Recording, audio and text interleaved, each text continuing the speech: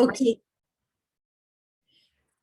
ok, donc on reprend d'hier et on en était à réaliser un profil LinkedIn. Donc j'espère que vous avez eu le temps de réviser votre CV un peu, hein, et donc comme ça vous pourrez l'améliorer et le mettre à jour aussi. De même pour votre profil LinkedIn. Donc j'espère aussi que vous avez regardé un peu à ça. Donc on va juste passer quelques infos importantes. Alors, sur votre profil LinkedIn, vous pouvez mettre une couverture, bon, quelque chose de neutre quand même, hein, aussi. Et vous y mettez aussi votre photo. Alors, bon, là, c'est Babacar, hein, qui est notre cofondateur. Et là, vous voyez, bon, sa photo, pour moi, c'est pas une photo complètement naturelle, hein, c'est une photo retouchée, tout ça. Donc, je sais pas, personnellement, je préfère les photos naturelles parce que quand même, quand on rencontre quelqu'un après, on voit que c'est pas la même chose complètement, etc. Donc là aussi, bon, mettez une photo aussi qui est pas une photo, qui est une photo quand même assez professionnelle, quoi. Voilà, sur votre profil. Et puis, si vous avez un titre à ajouter simple et percutant, la simplicité, hein, comme on dit, vous savez, en informatique, on dit KISS, c'est-à-dire Keep it simple and stupid. Laisser que ce soit simple et stupide, c'est la meilleure chose, la simplicité. Alors, après, vous avez votre CV, donc vous essayez que votre LinkedIn match complètement votre CV, hein, et, ou ce que vous voulez montrer en fait, mais c'est bien toujours d'insérer des liens. Par exemple, l'entreprise où vous êtes actuellement, en fait, si vous la mettez correctement, il y aura un lien qui ira vers cette entreprise. S'il n'y en a pas, bon, peut-être il n'y en a pas. Mais c'est bien aussi d'ajouter vos réalisations, comme on l'a dit hier. Si vous avez fait un site internet pour quelqu'un, c'est bien de le mettre ici, etc.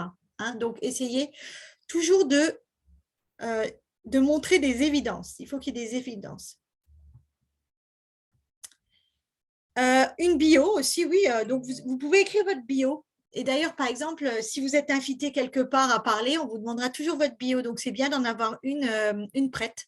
Si vous êtes un entrepreneur aussi, souvent on vous demande votre bio. Donc, qui vous êtes? Là, c'est Babacar est un entrepreneur de la région de Thiès qui se focalise sur des problèmes liés à l'éducation au Sénégal, de formation initiale en finance. Il est aussi impliqué dans le domaine associatif et il est cofondateur de M. Jean Gallet, l'école de coding. Voilà.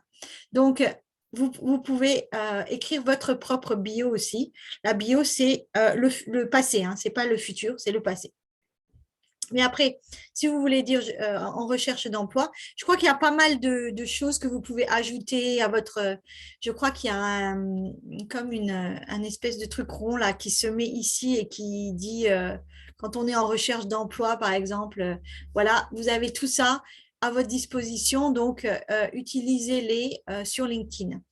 Après, il faut aussi construire son réseau sur LinkedIn, donc faites des demandes de personnes qui peuvent être intéressées par votre profil. N'ayez pas peur, hein, de faire des demandes. Et bon, souvent aussi, il est bien d'envoyer un petit message. J'aimerais faire partie par défaut, il y a déjà j'aimerais faire partie de votre réseau, mais peut-être vous pouvez ajouter quelque chose de personnel, hein. C'est toujours le personnel qui va faire la différence. Donc, ensuite, oui, vous pouvez lister vos compétences, mais sinon, je dirais n'allez pas trop là-dedans quand même, parce que d'autres personnes peuvent dire, OK, cette personne a ses compétences en fait. Hein, donc, n'ayez pas peur de ça.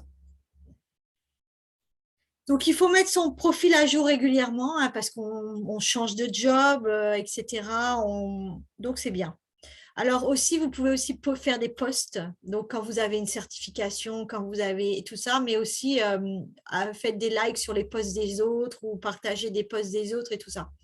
Alors, n'allez pas dans des trucs politiques sur LinkedIn. C'est pas l'endroit pour le faire. Donc, anecdote encore, hein, une personne qui travaille dans mon université hein, et c'est pour ça que ça ne va pas être public hein, après ma vidéo là. Je les ai mis publics là pour 2 jours que vous puissiez regarder. Après, je remets en privé. Donc, position politique très conservatrice et postant beaucoup de choses sur son profil LinkedIn, montrant complètement son opinion. Même s'il écrit mon opinion n'a rien à voir avec l'opinion, ce n'est pas une opinion officielle de mon entreprise. Hein. Et conclusion, donc ses collègues le voient, mais encore ses collègues, voilà, bon, on le voit, c'est OK. On voit sa position, mais quelqu'un d'autre qui n'a rien à voir avec l'université, d'autres personnes qui voient ça sur Internet, qu'est-ce qu'elles font? Contactent le président de l'université, par exemple. Donc, qu'est-ce qui se passe? Eh ben voilà, donc ça fait un grand tollé, etc. Donc, c'est pour vous dire que, en fait, c'est même plus seulement, parce que quand vous postez des choses sur LinkedIn, c'est plus seulement les personnes c'est les personnes que vous avez dans votre réseau, mais ça peut être aussi d'autres personnes si vous faites des posts, etc., reposts. Donc, il faut faire attention à ça. Ça, c'est pas quelque chose qui est complètement isolé. Hein. Il y a d'autres personnes poster des photos d'autres choses de leur vie privée. Ça peut avoir des conséquences dans votre vie professionnelle et pas forcément par des collègues. Alors, c'est vraiment des gens qui sont complètement pas associés à votre entreprise qui peuvent contacter votre président, votre manager, etc. Voilà. Donc, vous pouvez aussi faire des posts, mais faites toujours attention, restez professionnel. Hein. Il y a des choses qui sont personnelles, on va dire la vie privée, les opinions politiques, la religion et d'autres choses comme ça, c'est vraiment privé. Donc, il faut essayer de pas trop s'étaler là-dessus sur des réseaux qui sont des réseaux professionnels. Facebook et tout ça, ça peut être OK parce que c'est complètement différent. Donc, j'espère que vous prendrez l'occasion de travailler sur votre profil LinkedIn et je regarderai aussi les profils LinkedIn pour les personnes qui vont m'envoyer leur CV. Maintenant aussi, je voudrais dire, par exemple, si vous travaillez à Mjangal ou vous avez été tuteur à Mjangal, merci de mettre Mjangal dans votre liste hein, où vous avez travaillé. Après, bah, je veux dire, même pour nous, à Mjangal, c'est important. C'est important pour vous, pour montrer que vous avez l'expérience. C'est important pour Mjangal aussi, pour montrer qui a travaillé là, etc. Voilà. Et Mjangalé est assez connu, mais aussi les cofondateurs le sont aussi. Donc, ça peut des fois être intéressant. Voilà. Donc, travaillez bien sur votre profil. Hein.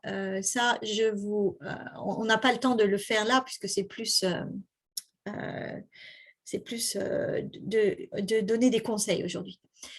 Bonjour à tous. Oui, certaines personnes viennent de nous rejoindre simplement maintenant. Donc, maintenant, je ne sais pas, peut-être dans le chat, vous pourriez dire, est-ce qu'il y a des sites d'emploi que vous connaissez au Sénégal?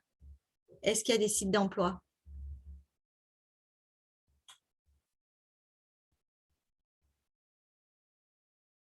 que vous connaissez, que vous utilisez au Sénégal?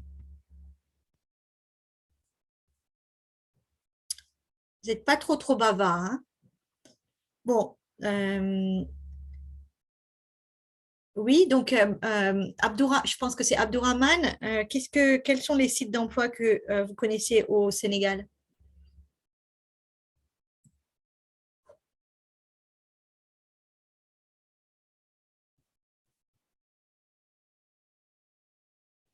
Emploi Dakar, d'accord. Alors, bah, voilà, Emploi Dakar, il est là, oui, d'accord. Emploi Dakar, on va dire Joby aussi, ou Tico, Emploi Sénégal, Emploi Dakar, Expac Dakar, Job, Nevo. Alors, je ne sais pas, je n'ai pas regardé en détail hein, ces sites d'emploi, mais ça serait intéressant de regarder un petit peu euh, comment ça marche, puis si ça marche pour certains, oui. Nous, on va avoir Awasi, qui est de Joby, qui viendra nous parler un peu de elle, de ce qu'elle voit au Sénégal, puisqu'elle coach pas mal de personnes au Sénégal et même en Europe. Et elle nous parlera un peu on va avoir un exposé bientôt à la fin du mois sur ça. Elle nous parlera de elle, ce qu'elle voit en fait par rapport justement au CV et tout ça. Amna Job, ok. Ok, j'ajouterai ça. Merci, merci Mohamed. Donc, oui, alors bien sûr, après, il faut suivre. Mais bon, partout où vous allez, vous êtes peut-être, je veux dire, vous potentiellement pouvez trouver un emploi. Si vous avez à des meet-up, vous allez à des réunions où vous êtes invité, etc., c'est une occasion de pouvoir peut-être trouver un emploi.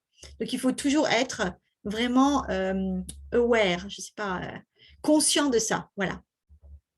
Hein, donc, là, comme je vous l'ai dit, donc, on aura cette présentation de Joby et de un peu ce qu'il voit au Sénégal.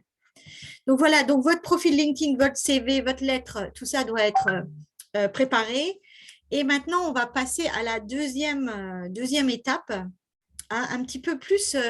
Je trouvais un emploi dans les techs, parce qu'il y a des choses qui sont un peu pour tout le monde, hein, mais il y a des choses qui sont beaucoup plus pour les personnes qui sont dans les techs. Hein.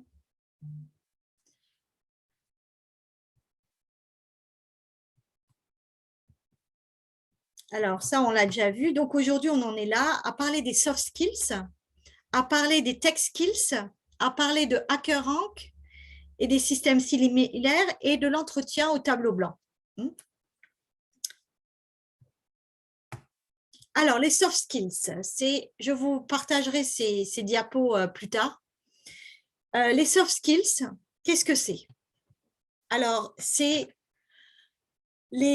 comment on dit, souples, les skills, les compétences souples, les compétences en fait qu'on apprend, mais on ne va pas vous faire forcément un cours sur ça, ok, un cours sur le travail en équipe, un cours sur la gestion du temps, pas forcément, ou c'est des petits cours, mais c'est des choses qui s'apprennent parfois sur des projets, pendant l'emploi, etc.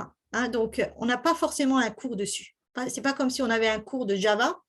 Hein, ça, c'est des hard skills ou des tech skills, hard skills, c'est-à-dire des, euh, des compétences dures. Voilà. Donc, c'est par exemple résolution de problèmes. Comment vous résolvez un problème? Quelles sont les étapes? Quelle est l'approche? Quelle est la stratégie que vous prenez? Et ça, alors ça, c'est difficile à évaluer. Hein, c'est difficile à le voir sur un CV. Les soft skills, c'est souvent plutôt dans l'entretien.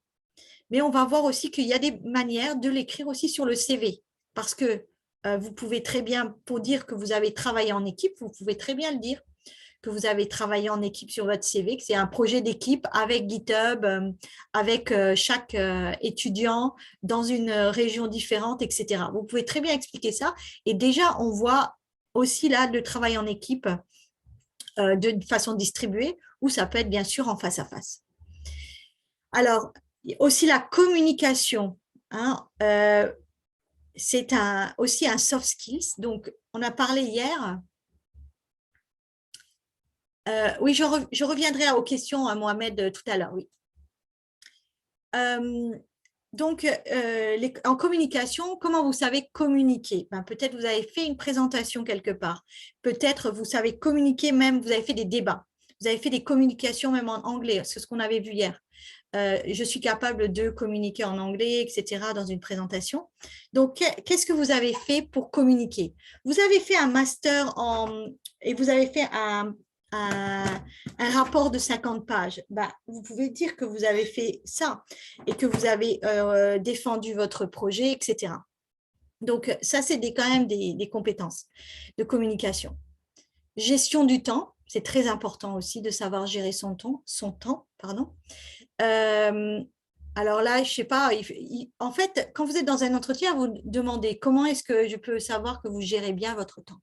Voilà, et donc vous devez trouver un exemple pour exprimer ça. Alors aussi, la gestion du stress. Peut-être vous avez dû en fait gérer du stress parce que vous étiez sur plusieurs projets en même temps et vous avez réussi faire la priorité en fait, faire la priorité dans les tâches à faire. Donc ça peut être la gestion du temps, mais aussi la gestion du stress. La motivation, hein, si vous êtes vraiment motivé, vous avez des buts et vous essayez de les atteindre et comment. J'ai mis aussi déléguer. Ça, c'était pour moi me rappeler de ça, que c'était un soft skill important, déléguer le travail. Ah ben, déléguer, ça veut dire faire confiance aux personnes. Hein, donc, vous ne pouvez pas faire tout seul. Et c'est une compétence vraiment très, très importante. On en parle souvent. Donc, même si vous êtes un manager ou si vous êtes un entrepreneur, savoir déléguer, c'est très, très important. Et puis, il y a l'intelligence émotionnelle. Alors là, je regardais la définition. Intelligence émotionnelle réfère à la capacité de reconnaître, comprendre et maîtriser ses propres émotions et à composer avec les émotions des autres personnes. Ben, si vous avez quelqu'un si vous êtes par exemple quelqu'un qui est souvent de mauvaise humeur, hein, par exemple, les lundis matins, moi je sais que moi le lundi matin, c'est lundi, je suis toujours assez de mauvaise humeur. Donc comment est-ce qu'on peut gérer ça ou gérer les émotions des autres? Une personne, vous avez des personnes qui, dans votre équipe, qui sont vraiment difficiles à gérer, quoi. Et donc comment est-ce que vous allez rester calme, etc. Hein, donc beaucoup de ça, ce sont des soft skills et donc, il faut y réfléchir et voir qu'est-ce qui existe. Maintenant, j'ai mis une vidéo ici où il y a 100 soft skills. Donc, si vous demandez qu'est-ce que c'est encore, eh ben, vous pouvez regarder la liste dans cette vidéo-là qui est vraiment assez sympa, quoi. Les stratégies pour une vie à succès et ouais, soft skills, 100 compétences expliquées. Ouais. Donc, c'est pas trop long quand même. Je crois que c'est 25 minutes, quelque chose comme ça, quoi. Et ça serait intéressant que vous regardiez ça. Donc, il faut bien sûr se préparer. Hein. Il y a beaucoup de préparation à tout ça. Bon, ouais, vous voyez ces 20 minutes. Voilà, je vais pas la montrer la vidéo, mais vous pourrez regarder. Alors, bonjour, dans cette vidéo, je vais pas. Alors, aussi, on a parlé hier de les points forts et les points faibles. Alors là, je n'ai pas mis d'exemple. Et je voulais qu'on mette ensemble, si on vous demandait quels sont vos points forts et vos points faibles, quel genre de réponse donneriez-vous? Alors, on commençait, j'aurais dû mettre un plus là, d'abord, parce qu'on commence toujours par le plus facile, et après le moins. Donc, est-ce que vous avez des exemples à me donner de points forts et de points faibles?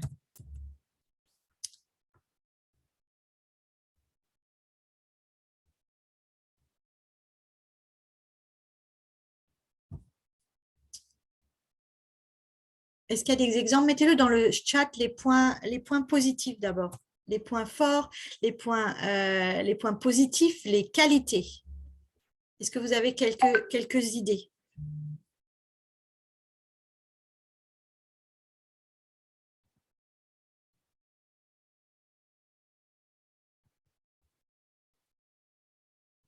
Non, vous n'avez pas beaucoup d'idées là, hein, j'ai l'impression, hein, aujourd'hui là. Bon, on va mettre, je regardais un document sociable, ouais. Ouais, motivé, ouais. J'avais mis passionné.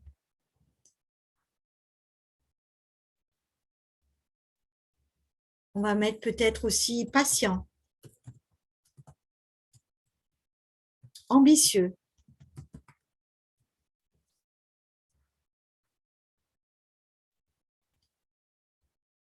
motivé, collaboratif, ok.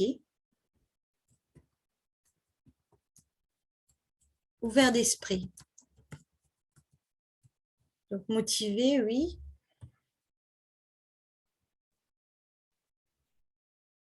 Peut-être autonome, quelqu'un qui est autonome, ça c'est très important pour une entreprise. Autonome. Curieux aussi, la curiosité est super important. Savoir entreprendre, prendre des risques. Ok. Créatif, oui. D'accord. Organisé, on va le mettre aussi. créatif, organisé. Voilà, là, on a des bons exemples. Hein, vous pouvez très bien trouver des exemples de votre vie hein, qui peuvent très bien montrer ce genre de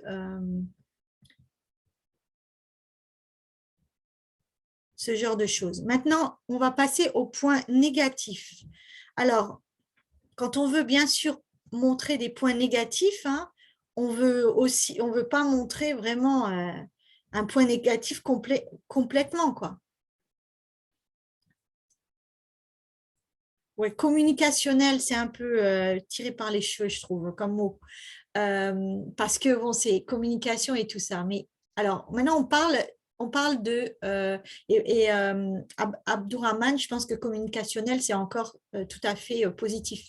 Maintenant, on va regarder les points négatifs. On en est au point négatif. Alors, qu'est-ce qu'on pourrait donner comme point négatif?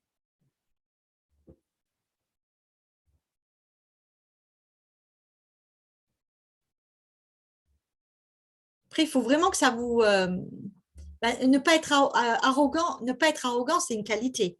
Maintenant, être arrogant, c'est un défaut, mais arrogant, c'est vraiment un défaut. Ça va être difficile de composer avec ça, quoi. Émotionnel, bon, oui. Mhm. Il va falloir dire que c'est un défaut, mais bon, hein, quand même, avoir des phobies. Ok, avoir des phobiques alors. Je crois que ça existe, phobique. Bon, on peut mettre. Alors, compétitif. Il y a des qualités qui sont des défauts aussi, hein, et des défauts qui sont des qualités. Impatient, ouais, impatient, ouais. Égoïste, oui, ça c'est oui, c'est vrai que bon, être égoïste, oui. Je ne sais pas si on va le mettre vraiment là. On peut mettre aussi introverti. Si quelqu'un est introverti, un peu. Bon, je vais le mettre égoïste si vous voulez, mais je trouve que ça serait pas super quand même ça serait pas super dans la liste quand même, hein. Critique, ouais.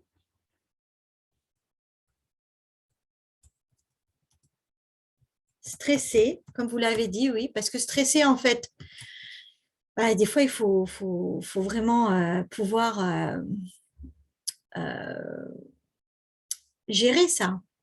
Ah oui, ne pas gérer. Ah oui, donc ne pas être trop solidaire. Alors oui, comment on pourrait mettre ça c'est comme des fois on est un peu oui, émotionnel, introverti et réservé, oui. Quand on est pas solidaire, plutôt comment on dit quand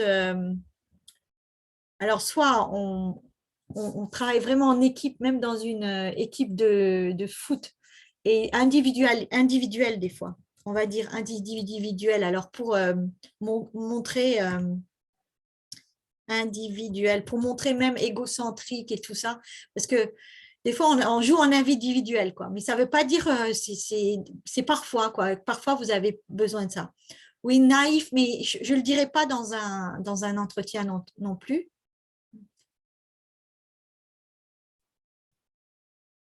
Et puis, bah, je pense qu'une grande, un procrastinateur, hein, procrastiner, vous voyez, on remet à plus tard, quoi. Individualiste, ouais, ça c'est ça. Stressé, individualiste, c'est bon.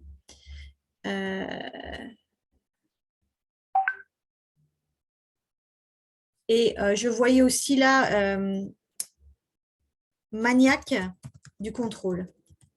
Voilà. D'ailleurs, c'était le mot que je cherchais hier. Maniaque. On peut être maniaque du ménage, maniaque hein, de beaucoup de choses. Là, c'est maniaque du contrôle. Alors, c'est avec tout ça, voilà, là, donc, vous, c'est sûr qu'à l'entretien, si vous avez un entretien et quand ça passe justement au comportemental, on va vous demander ce genre de choses. Quelles sont vos qualités, quels sont vos défauts? Il faut vraiment que vous vous prépariez à ça, quoi. Hein, parce que ça se prépare. C'est pas quelque chose qu'il faut penser que on va vous le donner, que vous allez voir ça tout de suite. hein, il faut que vous le prépariez. Ce n'est pas facile. Et puis, quand vous préparez ça, eh ben, en même temps, il faut que vous disiez, donner un exemple, mais que l'exemple ne soit pas quelque chose qui va carrément vous faire rayer de cette compagnie parce qu'ils vont trouver que vraiment ça, c'est un… Si vous avez ce point fort ou ce point faible, ben, vous ne pouvez pas travailler avec eux, quoi. OK? Donc, voyez ça. Donc, à travailler, à trouver des exemples. Je vous mettrai aussi un lien, mais je pense qu'il y a des centaines de liens en ligne sur tout ça, hein. Mais vous essayez de voir qu'est-ce qui peut vous aider, qu'est-ce qui peut correspondre à ce que vous faites. Voilà, le lien, c'était celui-là. Donc, de toute façon, vous aurez ça tout à l'heure. Alors, ensuite, encore une petite anecdote. Entretien Amazon, j'ai regardé un peu sur Jeff Bezos, qui est le fondateur de Amazon. Alors, il dit quand même que c'est mieux d'interviewer 50 personnes et de recruter personne que de recruter la mauvaise personne. En fait, il faut savoir quand même que un recrutement pour une entreprise, c'est un investissement. C'est un investissement déjà en temps dans le recrutement. Et après, en temps aussi pour apprendre à cette personne à être opérationnelle et tout ça. Donc, ça prend beaucoup de temps. Il y a quelqu'un qui va être derrière vous et qui doit vous montrer un peu comment travailler, etc. Donc, quand on engage quelqu'un, vraiment, c'est comme un contrat, hein, même un contrat c'est un contrat et donc, il faut que ça se passe bien.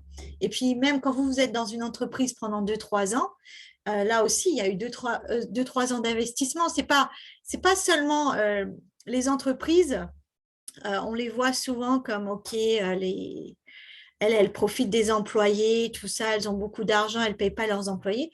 Mais même une entreprise, quand même, elle investit en vous. Quand vous partez, il faut engager quelqu'un d'autre, c'est un gros problème, hein, parce qu'il faut publier une annonce, il faut justement interviewer toutes ces personnes, etc.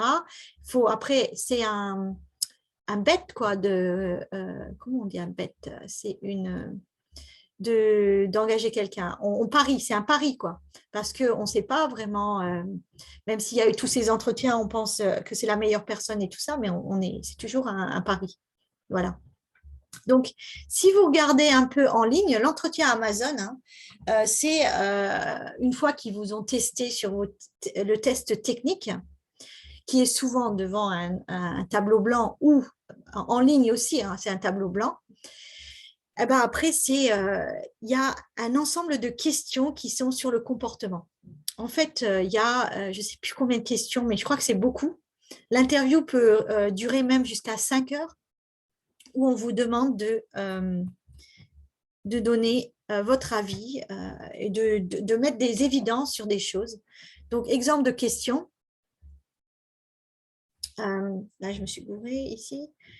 Parlez-moi d'une fois où vous avez résolu un problème pour vos clients.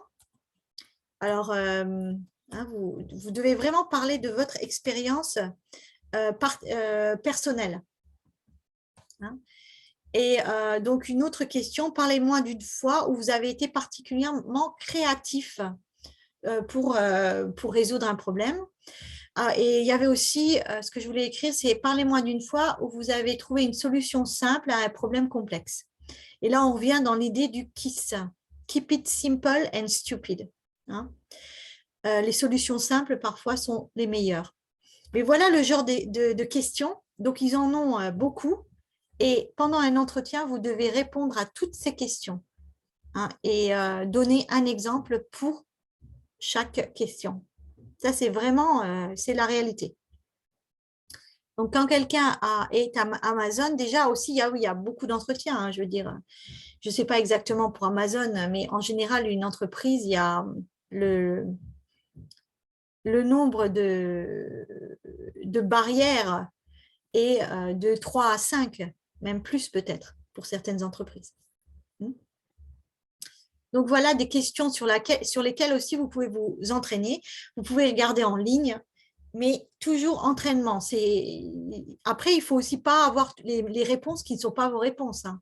Il faut vraiment que vous le fassiez personnellement. De toute façon, si on va très vite voir si vous ne parlez pas de vous personnellement. Donc voilà. Donc maintenant, on va en passer aux tech skills. Alors, comment est-ce qu'on va vous regarder? Est-ce que vous avez les compétences techniques? Hein, les compétences techniques, c'est-à-dire les compétences de programmation, etc. Donc, souvent, la première étape, c'est, bon, ils ont vu votre CV, maintenant ils vous ont contacté et ils vous envoient un test à faire à la maison. Alors, le test à faire à la maison, des fois, ça peut être OK, faites un projet, envoyez-nous-le, ou ça peut être un truc où vous êtes évalué automatiquement par le système. Hein, donc, on va voir les différents cas de figure. Et puis, ensuite, c'est là qu'il peut y avoir un entretien. Si ça marche, il y a l'entretien. Donc, vous voyez qu'on est déjà à la 3e étape. Hein, mais on ne peut pas… l'entretien, ça va être un entretien aussi sûrement tech d'abord et après un entretien comportemental. Mais de plus en plus, hein, les compétences soft deviennent de plus en plus importantes. Hein. En informatique aussi, il faut savoir qu'on ne travaille jamais seul, on travaille dans une équipe. Donc, si on veut être un individualiste, là, ça ne va pas marcher. Donc, il faut faire attention à ça. Ah oui, dans les soft skills aussi, une autre chose, c'est savoir poser des questions. Ça, c'est un skill qui est très, très important. Quand je vous ai dit que je travaillais des fois à Microsoft là en été, où c'est avec leurs stagiaires, et on doit évaluer les stagiaires. En fait, ce qu'on a vu, quoi, c'est que on nous a demandé même de regarder est-ce que quand ils ne savent pas quelque chose, est-ce qu'ils demandent à un coach, ou à leurs collègues, aux autres stagiaires ou aux professeurs, etc. Est-ce qu'ils demandent? Donc, savoir demander aussi, c'est très important. Et on va y revenir d'ailleurs parce que je vais vous montrer une autre technique sur ça. Donc, savoir poser des questions, c'est un skill. Donc, la première chose, je voulais revenir à ça, c'est GitHub. Alors, très peu d'entre vous, et je dis, bon, pas tout le monde veut être un développeur ou est en formation complète informatique. Hein. Certains sont dans d'autres choses un peu.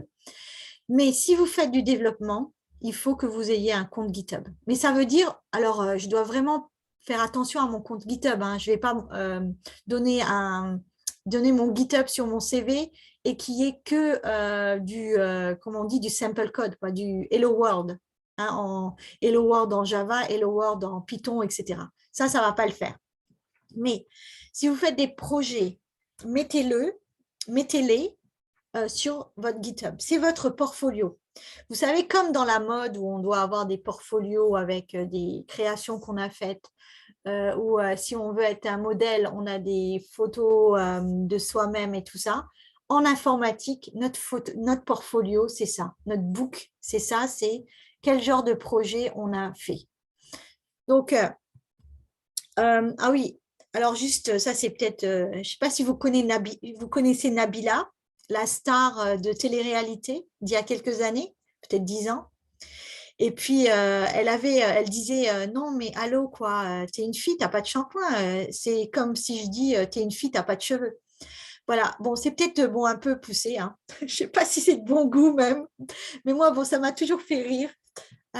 Et donc, vraiment, si tu es développeur, tu n'as pas de GitHub, bah, tu dois avoir un GitHub, quoi. C'était un peu ça, mais je ne sais pas si c'est un peu…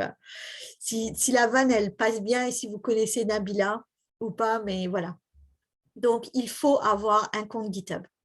Maintenant, on vient de finir une formation en ligne sur GitHub, mais si vous êtes intéressé, il y en aura une autre et il y en aura une gratuite avec mais en accéléré de 2 heures dans les prochaines semaines.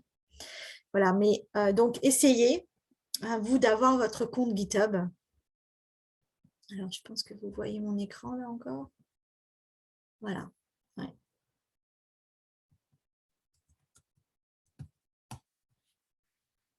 Donc, quand on va voir quelqu'un, on va sur son GitHub. Je vais donner une seconde. Voilà. Et donc, on peut voir, vous pouvez avoir des badges. Bon, moi, j'en ai pas forcément, hein. Je ne sais pas si vous voyez tout ça. Là, on voit un peu le travail de la personne. On voit les repositories. Alors là, j'avais regardé ce matin et donc je vais en enlever certains. Je fais beaucoup quand je fais les formations, je fais des repositories que j'enlève après, donc il faut que j'en enlève certains, etc., quoi. Mais c'est important de voir et on voit quel langage, en fait, Java, ici, Kotlin, ici, là, c'est notre bout de Jupyter, etc. Donc, on peut avoir des informations sur une personne. Et bon, sachez que souvent, quand vous appliquez un job, on va vous googler, on va regarder votre GitHub, on va regarder même vos réseaux sociaux des fois. Donc, après, ça dépend si c'est légal ou pas dans le pays concerné. Aux États-Unis, ça devient plus trop recommandé de faire ça, de googler quelqu'un avant de l'engager, mais c'est peut-être dans le monde académique, je ne sais pas. Alors, essayez d'avoir votre compte GitHub, franchement, c'est important. Il y a des entreprises qui engagent plus s'il n'y a pas un compte GitHub aussi.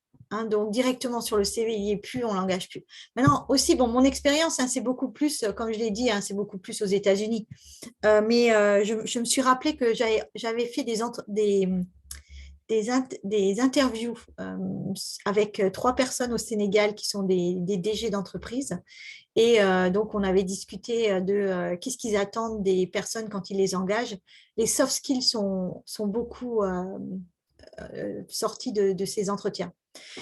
Donc, mais malheureusement, je n'ai pas eu le temps de relire ça, donc je ne sais plus exactement toutes les données, mais de toute façon, soft skills, c'est revenu. Et puis, il y avait tout ce qui était data science aussi, qui était à l'époque revenu. C'était il y a 2 ans, mais bon, c'était déjà dans les skills que les personnes recherchaient.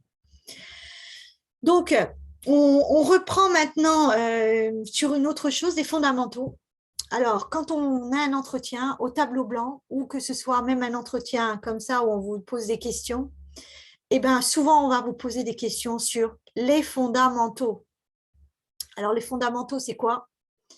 À votre avis, c'est quoi les fondamentaux en informatique?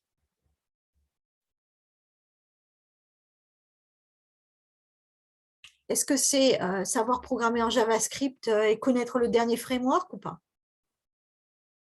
Je ne pense pas. Les fondamentaux, c'est les bases, ouais. C'est l'algorithme, c'est les structures de données. C'est ça les bases, les fondamentaux. Hein. Donc, base de données, peut-être pas. Base de données, peut-être pas, mais c'est vraiment l'algorithme. Après, si c'est un job dans les bases de données, oui, on va vous demander des choses de SQL et tout ça. Alors, il y a un livre qui s'appelle Cracking the Coding Interview. Il y a sûrement des versions françaises ou des autres choses sur ça que vous pouvez regarder.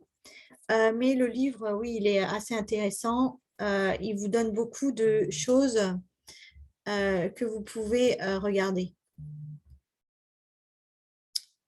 Voilà, donc les fondamentaux. J'espère que vous ne voyez pas mon autre partie de l'écran, parce que je reçois des messages WhatsApp. Je regardais un petit peu justement parce qu'il y avait eu un exposé cette semaine sur ça et je ne sais plus, j'ai pris mes notes.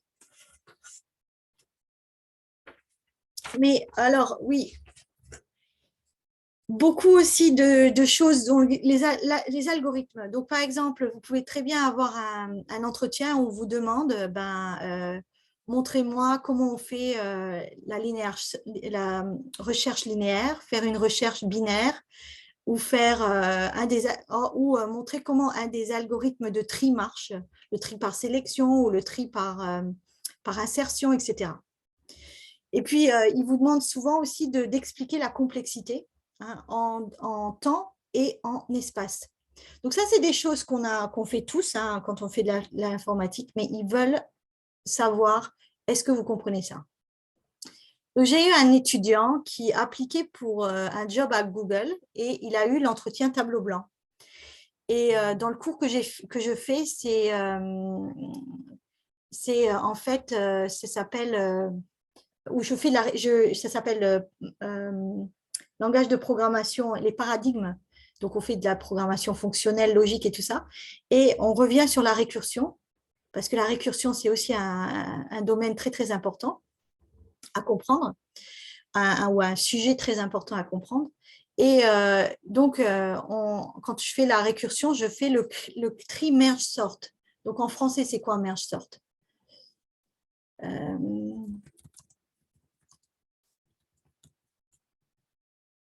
Le tri, traduction en français de merge sort.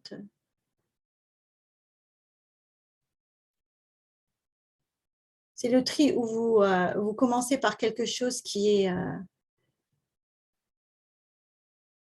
vous divisez en deux, vous divisez en deux, vous divisez en deux, et après, vous mergez, vous combinez. Donc, du tri-fusion, le tri-fusion, voilà. Hein, donc, on l'a fait en classe. Malheureusement, dans l'entretien, il ne se rappelait plus du tri-fusion. Donc, ça n'a pas marché, quoi. Mais, donc, ça, c'est vraiment des grands fondamentaux. Donc, il faut essayer vraiment de regarder ça, quoi. Si vous vous rappelez plus des bigots et tout ça, vous regardez aussi sur un cours en ligne qu'est-ce que c'est O de 1, linéaire, logarithme, polynomial et puis exponentielle 2 à la puissance n. Hein. Et donc là, j'avais juste repris, je sais pas, il faut même l'afficher hein, quelque part, ça, pour toujours s'en rappeler. Donc là, il y a le tri, mais là, il y avait aussi tout ce qui est recherche. Donc ça, c'est les fondamentaux. C'est souvent, on vous pose une question sur ça. Hein, d'autres choses dans les fondamentaux que j'ai pris dans le livre, là, Cracking the Code. Alors, en structure de données, il faut bien comprendre les listes liées, les arbres, les trees en français, je ne sais pas, les graphes, les queues et les piles, c'est ça, stack. Je ne sais plus en français hein, tous ces mots-là. Les heaps, les vecteurs, les heurélistes et les tables de hachage. Donc, ça, c'est les structures de données. Bien sûr, ça, c'est vraiment standard. En algo, recherche breadth first, depth first, la recherche binaire, le tri par fusion, le tri rapide. Hein, ça, vraiment, c'est très souvent. Ça revient trop souvent. Mais il ne faut pas parier là-dessus non plus. Hein. Ça peut être très bien un tri par insertion, un tri par sélection. Mais les concepts, la manipulation des bits dans des opérations bitwise, tout ça, la mémoire, la récursion, vous voyez, c'est un truc qui apparaît tout le temps parce qu'ils savent que c'est difficile pour beaucoup de personnes. La programmation dynamique et le big O surtout, en espace et en temps. Hein, donc, voilà un peu ce qu'il faut regarder. Non, Cracking the Code, c'est pas ça. C'est en fait le livre, si on regarde, oui, d'accord. C'est Cracking the Coding Interview. C'est l'interview du coding. Hein. Voilà. Donc, mais si vous allez sur le code, sur le lien ici, en fait, vous allez voir il y a tout leur code qui est sur GitHub. Après, il manque peut-être s'ils ont mis des bons commentaires, vous pouvez revoir aussi qu'est-ce que c'est les questions. Hein, mais il faut aller voir, si vous allez sur le lien. Est-ce que vous voyez toujours mon écran là? Oui, ok. Hein, si vous regardez ici, vous avez toutes les solutions là. La 6e édition et tout ça. Donc, si on va sur GitHub, voilà, il y a toutes les solutions et en différents langages. Hein, et puis, alors, je ne sais pas si on prend palindrome d'une linked list. Et on regarde un peu comment ils expliquent. Alors, est-ce qu'une liste est un palindrome? Palindrome, il y a des exemples qui viennent souvent, un palindrome. C'est Fizzbuzz ou je ne sais plus, il y a une fonction comme ça qui est très, très connue aussi, qu'il faut regarder. Voilà, donc là, il y a tout le code, mais je ne sais pas comment c'est facile de voir quelle est la question. Vous voyez, il n'y a pas beaucoup de commentaires aussi pour vous dire quelle est la question qu'il traite. Mais bon, je pense qu'il y a voilà. Mais c'est un livre quand même assez intéressant qui vous prépare bien, quoi.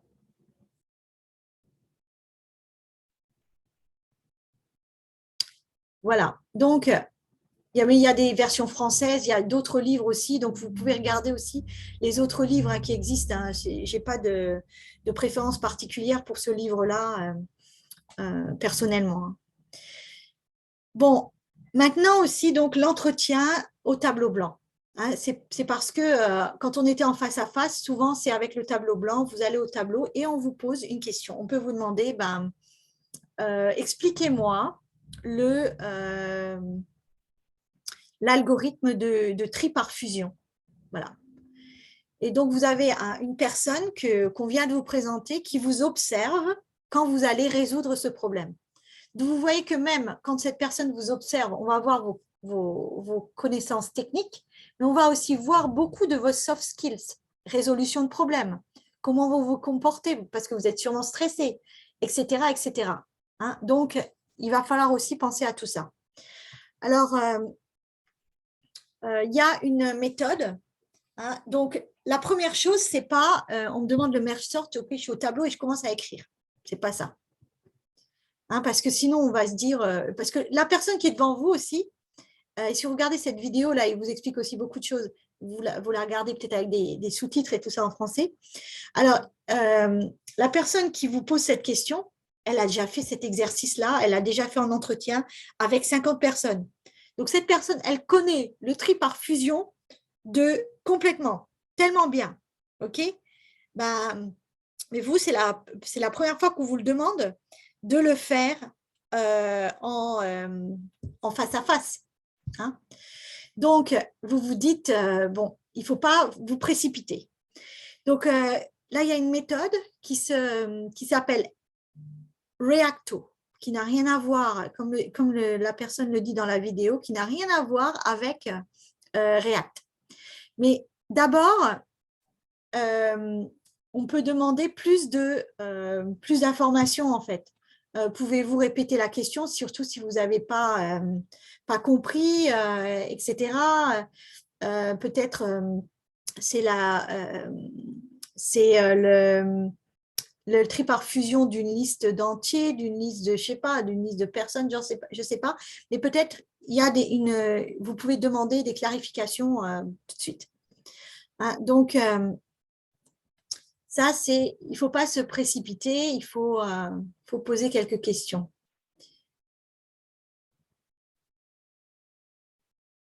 Alors, donnez-moi juste un instant là.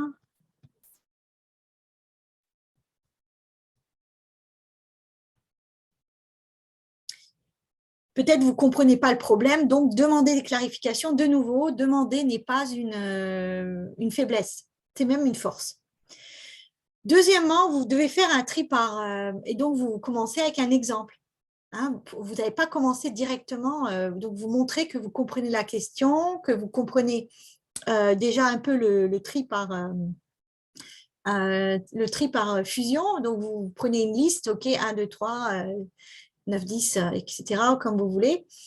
Peut-être qu'il y a des préconditions aussi à ce tri. Donc, si vous faites de la binary search, par exemple, c'est une liste qui est triée, etc. Donc, là, vous ne donnez pas une liste triée si, par exemple, l'algo n'a pas besoin d'une liste triée. Donc, vous essayez différents exemples. Toujours. Et là, on build aussi sa confidence, etc. Et déjà, après, troisième, c'est l'approche. Donc là, ça va être quelle est la stratégie. Donc, vous pouvez parler de votre stratégie pour résoudre le problème. Bon, c'est ces merges sortent, c'est pas un algorithme qui marche très bien par récursion. Donc, vous pourrez par exemple dire, ben voilà, je vais utiliser la récursion. Et vous pouvez aussi vous pouvez tester votre solution. Si vous dites, ben, je vais utiliser la récursion et vous voyez que la personne dit, fait, ah bon, récursion. Là, vous voyez que bon, c'est peut-être pas la bonne solution, mais qu'il y a peut-être une autre stratégie, etc. Donc, déjà, même en parlant, en expliquant votre approche, la personne aussi va vous donner des hints. Et en fait, ça peut être tout à fait une discussion. C'est sûr que c'est dur dans l'entretien, hein, mais bon, c'est pas toujours une mauvaise expérience, l'entretien. Le code, après, vous codez. Alors, vous codez au tableau. Donc, je ne sais pas, on vous dit, ben, vous prenez le langage que vous voulez, donc vous le faites en Java. Vous n'êtes pas dans Eclipse là ou dans Visual Code, hein. Donc, on n'attend pas à ce que votre code soit parfait. Mais là, donc, vous écrivez votre code. Et puis, aussi, oui, il n'y a pas de code complétion qui vous permet de voir votre erreur tout de suite, là, les petits trucs rouges, etc. Il n'y a pas aussi, si vous voulez insérer une ligne, hein, c'est difficile. Donc, si vous regardez la vidéo, il va vous dire, OK, il va vous donner plein d'astuces. Il va vous dire, par exemple, vous pouvez mettre beaucoup d'espace entre chaque ligne pour que vous puissiez justement intégrer d'autres choses, hein. Donc, écrivez votre code. Et puis ensuite, vous ne dites pas, voilà, j'ai fini, mais vous reprenez un exemple et vous montrez comment est-ce que sur cet exemple, votre code marche. Et peut-être là, en faisant ça, vous voyez que bon, votre code, ça ne marche pas.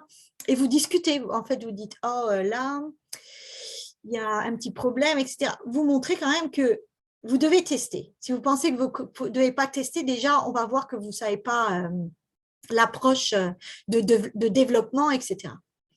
Et puis ensuite, quand vous avez testé, vous pensez que vous êtes bien, vous essayez plusieurs choses. Vous essayez aussi, quand vous testez, vous essayez le cas. Là, vous testez dans un tableau qui a un élément, un tableau qui est vide. Comment ça se passe? Est-ce que votre code marche, etc. Hein, vous montrez bien que vous comprenez bien aussi les phases de testing. Et puis, on vous dit aussi que la dernière étape, il faudrait ne pas oublier l'optimisation. Donc là, vous parlez de complexité de votre solution.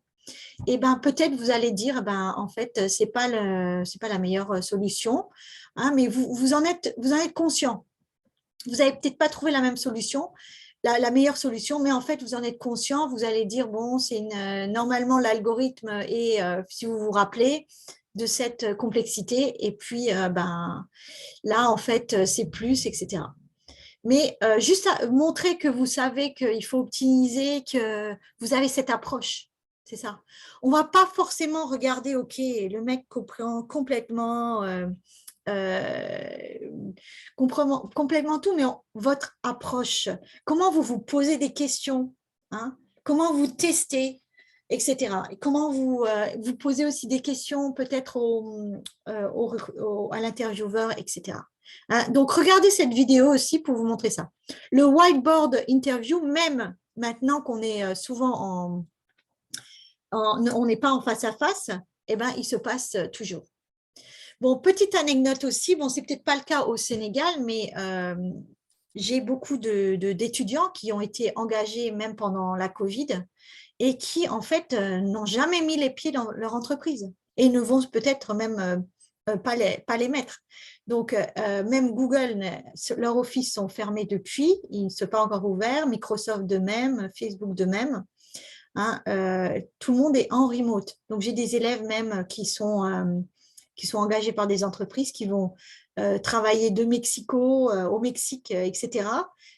Mais ils travaillent en ligne. Ça ne veut pas dire qu'ils ne font rien parce que quand on travaille dans une entreprise, bien sûr, vous avez beaucoup de meetings, vous avez aussi des outils qui vous font traquer votre temps, etc. Donc, le travail est quand même fait. Voilà. Donc, l'entretien du tableau blanc se fait maintenant avec le tableau blanc de Zoom, etc. Alors, pour en savoir plus aussi comment ça se passe, un entretien par tableau blanc, vous pouvez en fait… comment ça se fait Voilà, c'est là. Ok, pas ici. So one thing I want to talk about today is Voilà. Vous pouvez regarder un peu l'entretien tableau blanc à Google. Donc, il y a une vidéo en ligne qui vous permet de voir ça. Je ne sais plus c'était quoi comme exercice qu'ils vont faire, mais on peut juste regarder ça rapidement.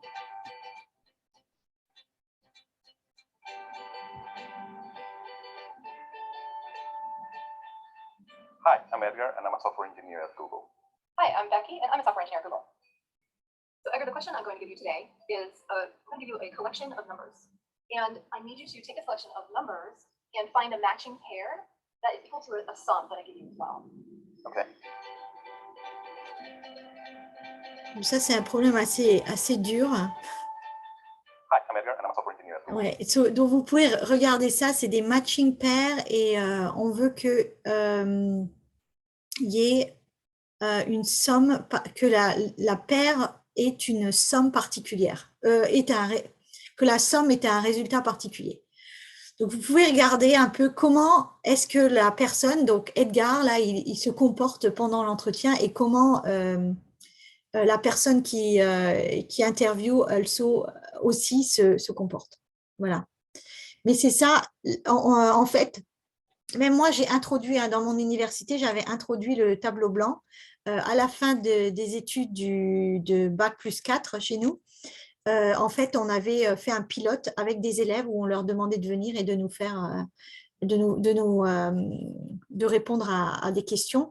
Nous, on n'avait pas fait seulement de l'algorithme, on l'avait fait pour différents cours. Ça pouvait être bien du réseau, ça peut être de la programmation ou ça peut être des bases de données. Voilà. Donc, regardez ça et puis, parce que ça se passe, quoi. Que ce soit en ligne ou en face à face. Donc là, on en arrive à HackerRank. Ça aussi, alors je l'utilise moi aussi, je l'ai introduit aussi dans mon université. Mes étudiants, ils font HackerRank avec moi. Et j'ai vu que c'était pas… Bon, il y a beaucoup d'universités qui l'utilisent, mais en plus, vraiment, ça permet aux élèves de comprendre en fait comment ça va se passer leur entretien. Alors, HackerRank, il y en a plein des systèmes comme ça, mais c'est une plateforme. Hein. Elle est créée en 2008. Il y a beaucoup d'universités qui l'utilisent. Mon université qui est Pace aussi, on n'est pas sur le site quand même. HackerRank, c'est utilisé par les recruteurs. Donc, ils peuvent regarder vos résultats sur HackerRank et peuvent vouloir vous recruter et vous faire passer les entretiens. Pour les développeurs, c'est bien aussi parce que ça vous permet il y a des compétitions et d'autres choses comme ça, donc c'est intéressant. Et puis pour les universités, moi je l'utilise pour mes élèves, je leur envoie ça déjà comme ça, parce que beaucoup d'entre eux vont recevoir un test HackerRank ou un autre système à un moment donné, et je veux qu'ils sachent l'utiliser. Mais sinon aussi, c'est que avec HackerRank, moi, je leur demande de faire, si j'ai un cours d'Android, pour être sûr qu'ils connaissent Java, je leur demande de prendre le test HackerRank. Et je ne l'utilise pas pour les noter, mais je leur dis, comme ça, vous savez quel est votre niveau en Java. Et si vous faites du Java Android, vous savez que vous aurez peut-être des problèmes pendant le cours. Mais c'est pour eux se faire un checking, qu'il n'y ait pas de surprise. De même, si j'ai un cours de Python où on a besoin de Python, je leur envoie un code Python à faire. Donc, il y a des grandes entreprises, donc même Cisco, Red Hat, VMware, Cora, etc., pour engager des développeurs et des ingénieurs. Qu'est-ce qu'ils font? Ils mettent un test. C'est eux qui créent leur test et ils le mettent dans HackerRank. Et HackerRank, c'est envoyé aux élèves, aux candidats. On reçoit ça par email et on a un certain nombre d'heures pour le faire. Et le HackerRank teste s'il y a du plagiat. Donc, s'il y a du plagiat, automatiquement, on le voit et il y a un flag, un drapeau disant plagiat. Donc, ça teste surtout algo, structure de données, même les maths. Il y a des tutoriels, ce qui est intéressant. Ça supporte beaucoup de langages, hein, ça supporte plus de 40 langages de programmation. Mais ça peut aussi être… Ah oui, je le fais aussi en SQL d'ailleurs. J'ai même, j'avais même donné ça en mon final. C'était des questions SQL qui étaient dans HackerRank. Donc là, je n'avais même pas à noter puisque HackerRank fait tout le travail pour moi. Je n'avais pas écrit mes questions non plus. J'avais pris les questions directement dans HackerRank. Donc, il y a des choses plus spécialisées. Donc, si vous voulez être testé sur des bases de données, l'intelligence artificielle, etc. Les langages, il y a beaucoup, beaucoup de langages. Donc, je l'ai dit 40. Et voilà, par exemple, il y a du C, C++, Python, les langages vraiment standards, mais il y a aussi du OCaml, des langages plus nouveaux comme Rust. Il y a même du Fortran encore, du COBOL aussi, parce que bon, c'est des langages legacy, donc qu'on a toujours besoin dans certaines entreprises. Donc voilà. Donc vous, ce qui va se passer, c'est que… oh oui, pardon, encore. Vous pouvez beaucoup vous pratiquer là-dedans, hein. Il y a des compétitions aussi auxquelles vous pouvez participer. Ça, c'est un ancien slide, hein, donc ces compétitions-là sont sûrement finies, mais c'est bien de regarder. Vous pouvez candidater à un job particulier avec directement dans HackerRank. Donc, vous aurez un challenge de programmation à faire. Et vous pouvez aussi beaucoup pratiquer, hein. Donc, il y a beaucoup d'exercices de Java, de n'importe quel langage où vous pouvez pratiquer. Et donc, après, vous avez un score et on vous dit vous êtes développeur numéro 10 500. Et puis, le plus vous faites d'exercices, après, vous arrivez en 10 400, etc. Mais il y a des personnes qui font beaucoup, beaucoup de tests dessus. Bon, la personne numéro 1, bien sûr, est très, très, très, très prisée sûrement. Il y a aussi justement comment les entretiens, ils peuvent les faire aussi à l'intérieur de HackerRank. Il y a quelque chose qui est alors code pair où je suis avec une personne qui me fait l'entretien et je code devant cette personne, mais au lieu d'utiliser un tableau blanc, on a un environnement en commun. Solo Learn, je ne sais pas, je ne connais pas trop Solo Learn, je sais qu'on l'a vu hier. Mais après, je vais me loguer, je vais vous montrer, quoi. Alors, un exemple, bon, même sans me loguer, là, il y a un exemple. Donc, vous avez un exercice, on vous dit, on vous donne un entier grand N, faire print hello n times. Bon, bien sûr, une fois. C'est en anglais, bien sûr. Bon, en plus, ça, c'est un exemple facile, hein. Mais la plupart des exemples, c'est différent quand même, hein. Il y a tous les niveaux. Il y a du facile au plus compliqué. Alors, ils vous disent, voilà, qu'est-ce que je vais donner comme un exemple d'input. Et voilà ce que je veux avoir. 1, 2, 3, 4, 5. OK. Et puis, donc, vous avez un environnement. Et ils vous donnent le début du code et la fin du code. Et vous devez mettre votre code. Alors oui, par contre, il y a beaucoup d'exercices avec en utilisant BufferReader et en utilisant le scanner, que moi, je trouve, j'aime pas ce genre d'exercice, mais bon. Donc là, on a un exemple, mais il vous donne le début du code, hein. Donc après, vous pouvez essayer, vous pouvez… donc tout est enregistré par contre. C'est comme s'il y avait une caméra et donc on vous enregistre en train de coder. Après, je peux voir, même si vous passez 15 minutes sur le code, là, je peux voir pendant les 15 minutes qu'est-ce que vous avez écrit. Bon, certaines personnes écrivent leur code dans une ID et après le copient ici et tout ça, ce qui est beaucoup plus pratique, mais sinon, on peut le faire direct. Donc, vous voyez là, si je peux dire, OK, cet exercice-là, faites-le en C ou en Java et hop, j'ai la réponse. Je vais vous montrer après à quoi ça ressemble. Mais par contre, je ne vais pas faire de live coding là aujourd'hui, je ne suis pas prête. Alors, il n'y a pas que ce logiciel-là qui est utilisé. Alors, même moi, au début, en fait, il y avait Codility, une personne qui travaille avec moi, qui travaille aussi dans l'industrie, nous avait parlé de Codility, mais c'était payant pour les universités. Là, HackerRank, pour moi, c'est gratuit. Et il y a aussi Prompt. Prompt, c'est le coding interview aussi pour devant le tableau blanc. Voilà, donc coding game, voilà, donc je vais prendre ça aussi comme note pour ajouter dans mes slides avant de vous les envoyer. Donc voilà, donc c'est bien ça. Ça se passe très bien aussi en ligne, tous ces entretiens. Donc, on va essayer, quoi. Après, je vais me loguer.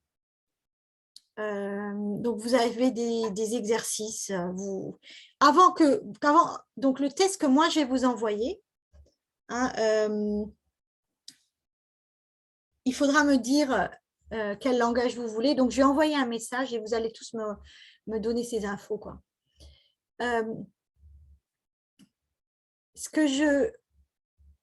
Quand je vais vous envoyer le test, en fait, le test, après, vous avez que quelques heures pour le faire. C'est-à-dire, au moment où vous ouvrez, vous ne pouvez plus sortir. Sinon, le test n'est pas validé. Hein. Donc, moi, je vais vous donner un test avec quelques questions. Et puis, je vais vous dire, vous avez 3 heures, par exemple. Donc, ça veut dire que vous trouvez un moment où vous avez 3 heures pour faire ce test. C'est-à-dire, dans les 3 heures, il ne faut pas être déconcentré. Et dans les 3 heures, alors les questions d'Internet, je ne sais pas comment ça se passe. Hein, mais normalement, il faut aussi que vous ayez une bonne connexion Internet.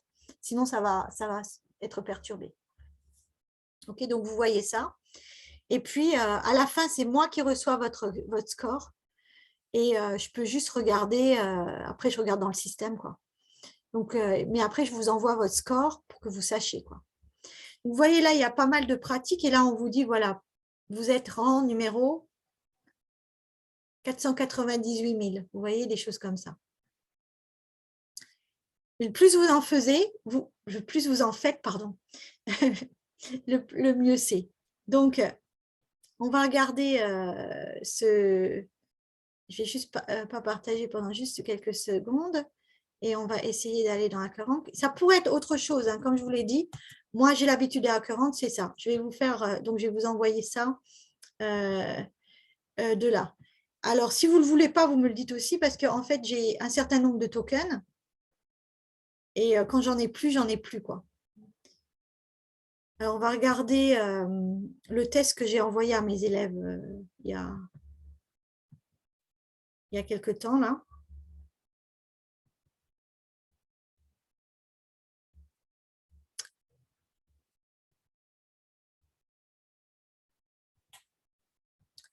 Donc, vous créerez votre compte.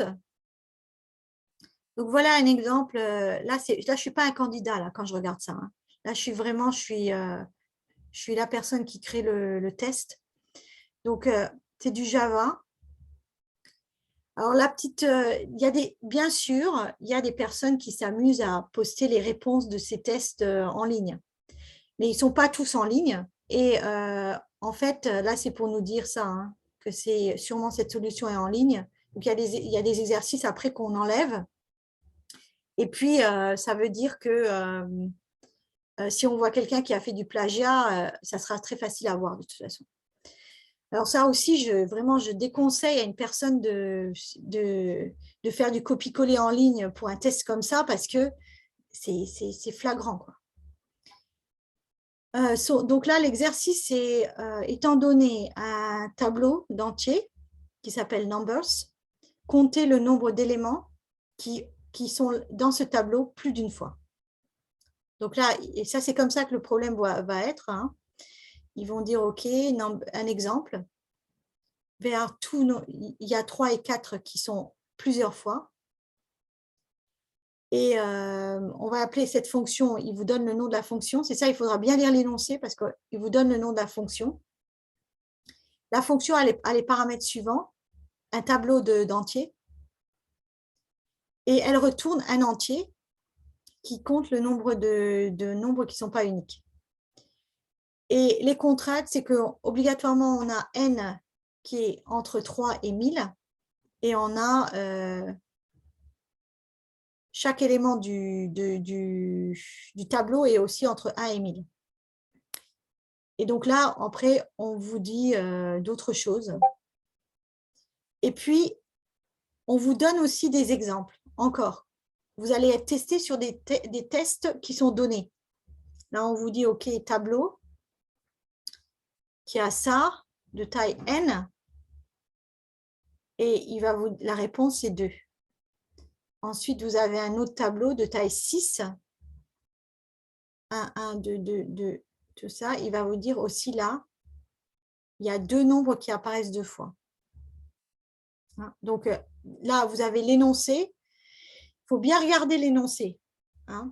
Et après, il y a des tests ici. En fait, il y a 8 tests. Il va tester 8 tests, mais il vous en a donné 2 ici. Et puis après, vous soumettez, vous écrivez votre réponse, vous soumettez, et lui, il vous dit combien vous avez de tests qui passent sur les 8. Mais après, vous pouvez le faire plusieurs fois. Vous allez faire plusieurs fois. Et là, on dit que le temps pour faire cet exercice, il est 15 minutes normalement. Donc, bon, voilà. Ça peut être bien, oui. Après, on se teste, quoi. Est-ce qu'on peut faire ça en 15 minutes ou pas? Alors, un autre... après, il y a aussi des choix multiples. Bon, les choix multiples, c'est moins intéressant, bien sûr. Là, la question, c'était qu'est-ce qui est vrai pour l'héritage multiple? L'héritage multiple existe seulement de façon conceptuelle, mais n'a jamais été implémenté. C'est un concept OOP. Java ne supporte pas la multiple inheritance et Java supporte la multiple inheritance. Bon, là, on a les 2 réponses qui sont les bonnes réponses. Donc, il y a aussi des questions à choix multiples, mais c'est moins intéressant. En général, on ne va pas vous donner forcément beaucoup de choix multiples, mais on va vous donner plutôt des exemples comme ça. Alors là, c'était quoi? Des fois, il faut passer beaucoup de temps à lire le problème. Mais avant même de faire votre exercice, là, il serait bien que vous alliez dans les, je ne sais plus où c'est, le lien direct, mais je vais regarder ça plus tard. Le lien direct pour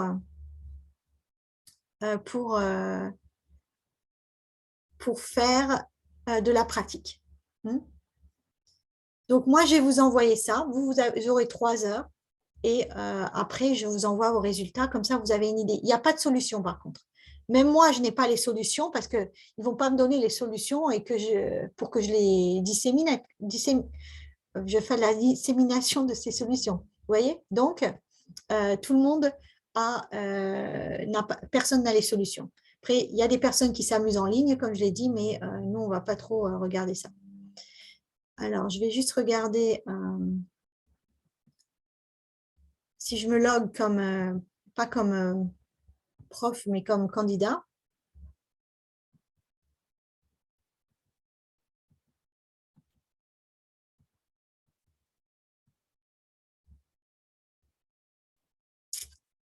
Je vais me loguer entre comptes. Donc, vous n'avez pas besoin forcément de créer un compte. Quand je vais vous inviter, vous créerez le compte avec l'email que je vous invite, que j'utilise pour vous inviter, parce que sinon, je vais devoir utiliser 2 invitations.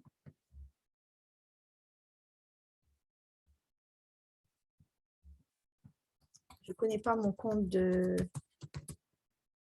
candidat, parce que j'en avais qui a aussi quand même pour essayer.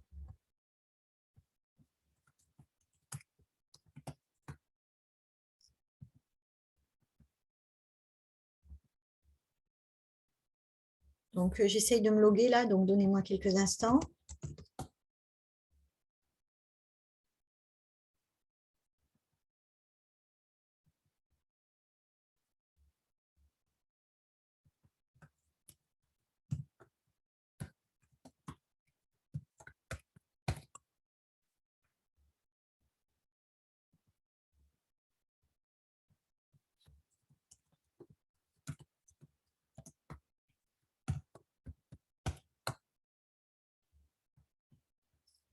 OK.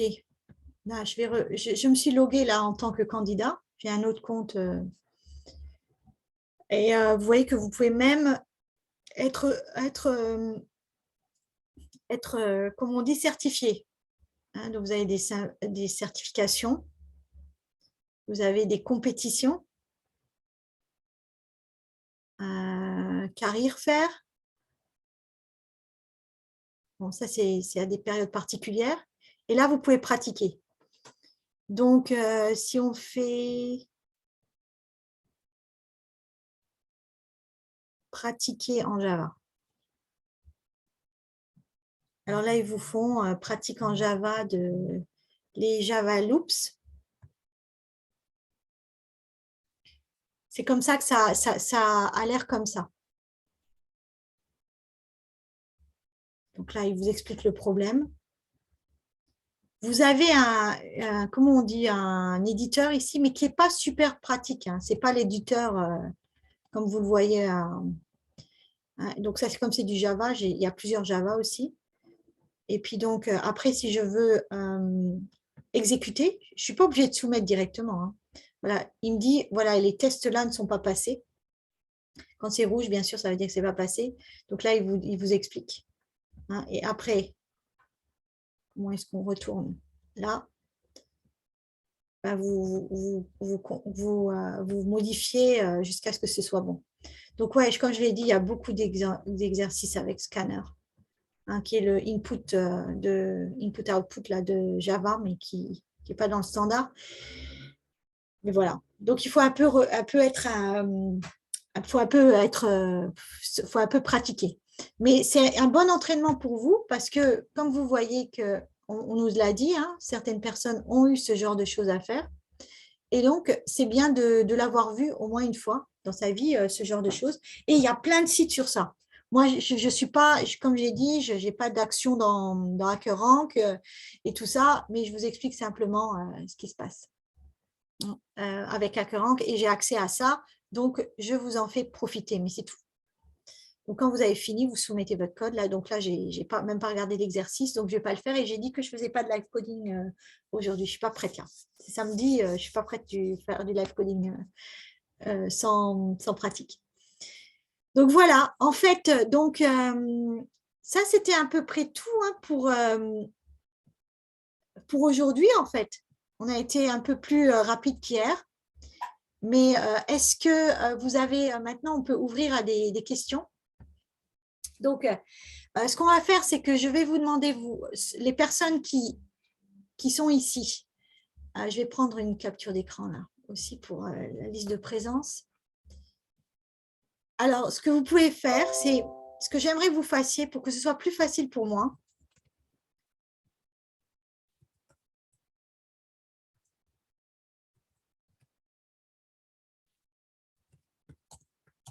Alors, je vais créer un Google Docs où vous allez me mettre ce que vous voulez que je regarde.